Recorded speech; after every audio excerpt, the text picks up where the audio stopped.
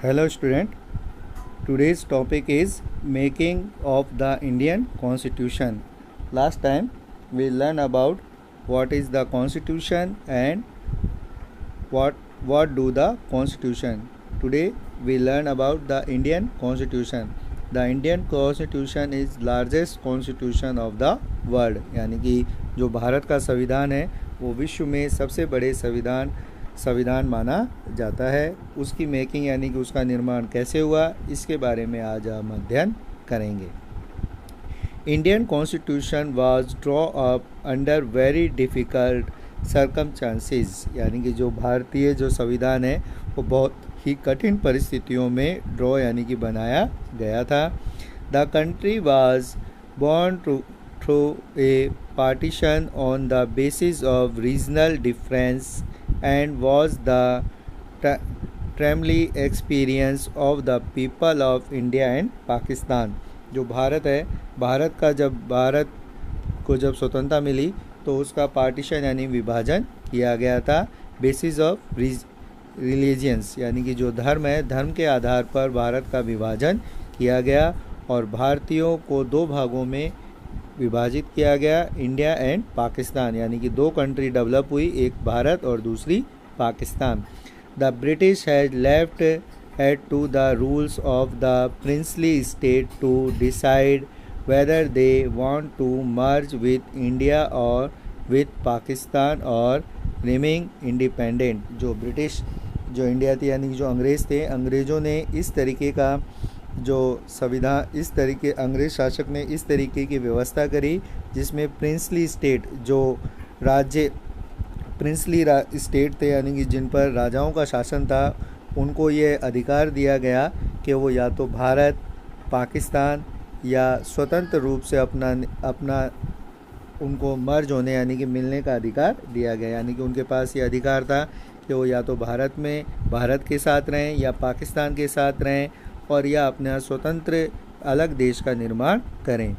The merge of this princely state was a difficult and uncontained task. इन जो princely state थे, जो राज्य थे, जो रियासतें थीं, उन्हें मर्ज करना, उन्हें अपने में मिलाना एक डिफ़िकल्ट यानी कि बहुत ही कठिन टास्क यानी कि एक चैलेंज के रूप में सामने आया। When the Constitution was written, the future of the country did not look as source as the does today। आज हम जो देखते हैं उसके आधार पर अगर हम देखें कि जब हमारा जो संविधान लिखा गया था तो जो देश है, देश का भविष्य कैसा होगा, इसके बारे में कुछ भी जानकारी उस समय नहीं मिलती थी। The path of the constitution, यानी कि जो हमारा जो कॉन्स्टिट्यूशन है उसको किस तरीके से डेवलप किया गया उसके से related. One of the major advantage of the making of the Indian constitution was the constitution about what a democratic India should look like as already evolved during the freedom struggle, यानी कि जो हम देखें तो हमारा जो संविधान है उसे बनने में हमारे पास एक मेजर एडवांटेज यानी कि हमारे पास एक एडवांटेज था कि जो भारतीय संविधान जो था उसे बनने में उससे हमने कुछ रूप से पहले से ही डिज़ाइन कर लिया था, यानी कि जो हमारी फ्रीडम स्ट्रगल था यानी कि जो हमारा स्वतंत्रता संग्राम था उसमें ही हमने ये डिसाइड कर लिया था कि भारत एक डेमोक्रेटिक यानी कि लोकतांत्रिक देश के रूप में काम करेगा। इन 1928 Motilal Nehru and 8 other Congress leader draft the constitution for India and in 1931 जो 1928 में जो मोतीलाल नेहरू और 8 जो अदर कांग्रेस लीडर्स थे उन्होंने भारतीय संविधान का ढांचा तैयार कर लिया था।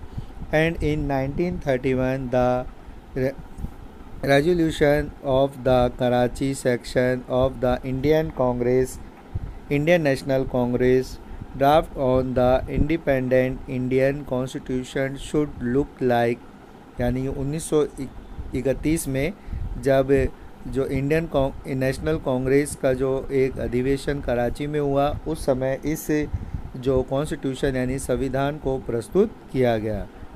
Both these document include future such as universal adult franchises. इन दोनों ही जो डॉक्यूमेंट यानी दस्तावेज़ थे, उनमें जो कुछ ऐसे फीचर्स यानी कि कुछ ऐसी जो स्वरूप थे जिन्हें दोनों में ही अपनाया गया, जैसे यूनिवर्सल एडल्ट फ्रेंचाइजीज, इसका मतलब सार्वभौमिक मताधिकार, यानी कि सभी लोगों को जब भारत स्वतंत्र होगा तो भारत में सभी लोगों को मत देने का अधिकार होगा। Right to freedom and equality, यानी कि स्वतंत्रता और समानता का अधिकार होगा। And the protecting the right of minority, यानी कि जो अल्पसंख्यक लोग हैं, जो कम संख्या में, जिस धर्म के लोग कम संख्या में हैं, उनको भी प्रोटेक्ट यानी कि संरक्षण का अधिकार मिलेगा। In the constitution of independent India, यानी कि स्वतंत्र भारत में इन सभी अधिकारों का ध्यान रखा जाएगा। This basis value were accept by all leaders much before the constitution assembly meet on debate on the constitution, यानी कि जो कॉन्स्टिट्यूशन असेंबली थी यानी कि जो संविधान सभा थी, उससे बनने से पहले ही जो लीडर्स थे यानी कि जो नेता थे, उन्होंने इन सभी जो फीचर्स थे उनको एक्सेप्ट कर लिया था।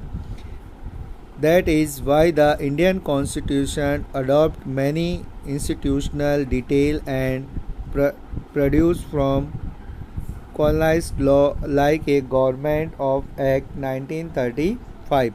और यही कारण था कि जो भारतीय संविधान में कुछ ऐसी जो इंस्टीट्यूशनल डिटेल यानी कि जो संस्थागत जो चीज़ें थी उनको अपनाया गया, और जो 1935 का जो गवर्नमेंट एक्ट था इंडिया का, उससे भी इसमें कई चीज़ों को लिया गया। Many of our leader are impressed by the ideas of the French revolution, और कुछ जो हमारे नेता थे वो इम्प्रेस यानी कि उससे प्रभावित हुए फ्रेंच रेवोल्यूशन यानी कि जो फ्रांस की जो क्रांति थी उससे भी प्रभावित होकर हमने कुछ आइडियाज़ को वहाँ फ्रेंच रेवोल्यूशन से भी लिया।